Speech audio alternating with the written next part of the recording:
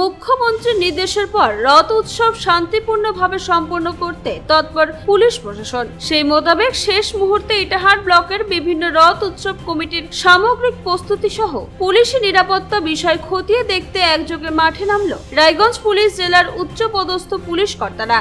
বুধবার police super শেওয়ানি Kuldeep সুরেশের নেতৃত্বে অন্য পুলিশ কর্তারা ইটাহার ব্লকের পতিরাজপুর, ইটাহার ও দুর্গাপুর অঞ্চলের একাধিক বড় রথ উৎসবের প্রস্তুতি খতিয়ে দেখেন।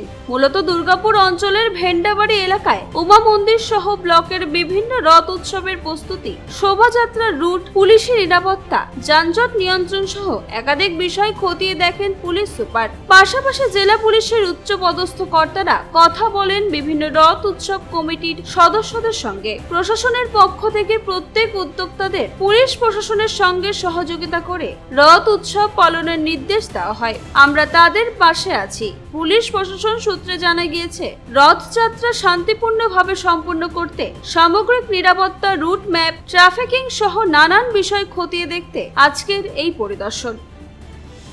কি হলো এখানে?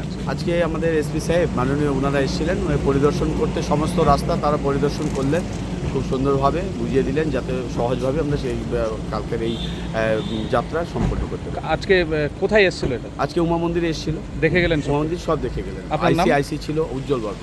আমরা যতগুলো রথ আছে ওটা মানে আমার সঙ্গে আমার যত সিনিয়র অফিসার আছে আমরা সবাই আজকে যে রথের রুট, অ্যাসেম্বল পয়েন্ট এবং যে ফেরত আসার যে রুট আছে ওটা ভিজিট করছি, যে হয়তো রথের মধ্যে কোনো অসুবিধা না হয়, ওর যে রুট আছে ও সম্পূর্ণভাবে সুরক্ষিত এবং ইজিলি ওটা পার হয়ে যায়।